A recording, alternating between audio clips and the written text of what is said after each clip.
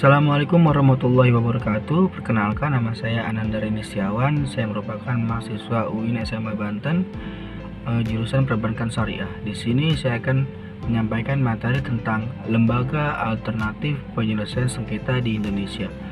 Nah, kita mulai saja, dimulai dari sejarah lembaga alternatif penyelesaian sengketa.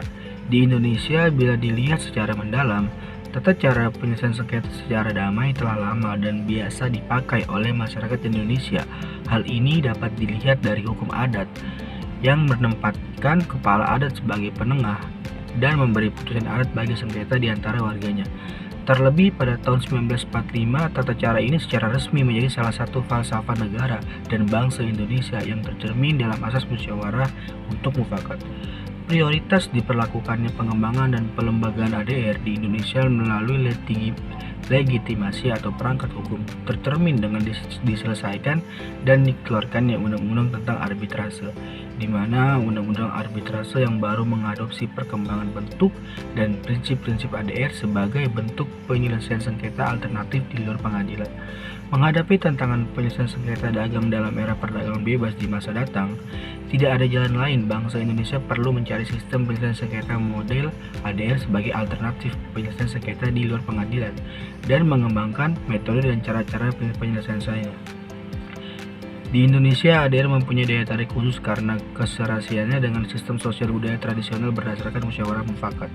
Adapun beberapa hal-hal yang merupakan keuntungan yang sering muncul dalam ADR antara lain sebagai berikut.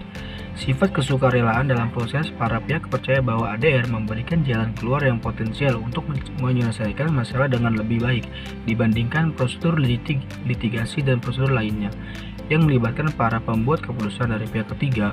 Secara umum, tidak seorang pun dipaksa untuk menggunakan prosedur ADR.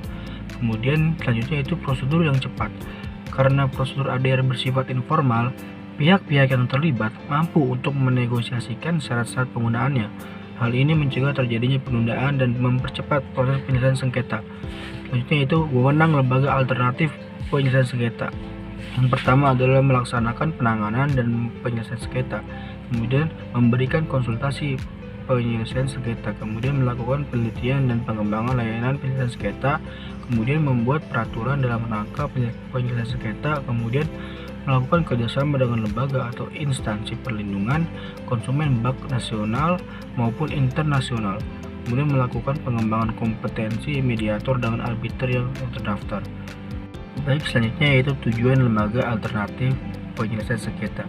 Menurut Frank E.A. Sanders 1985, setidak-tidaknya ada 4 tujuan kenapa suatu sengketa sebaiknya diselesaikan melalui lembaga alternatif penyelesaian sengketa atau LAPS. Pertama yaitu melalui ini bisa meringankan atau mengurangi tumpukan perkara, biaya, dan penundaan di pengadilan. Banyaknya perkara yang masuk ke lembaga pengadilan mengakibatkan terjadinya penumpukan perkara, sehingga proses ini menjadi lambat dan konsekuensinya biaya menjadi mahal. Kemudian LAPS juga menjadi solusi untuk mengantisipasi permasalahan tersebut.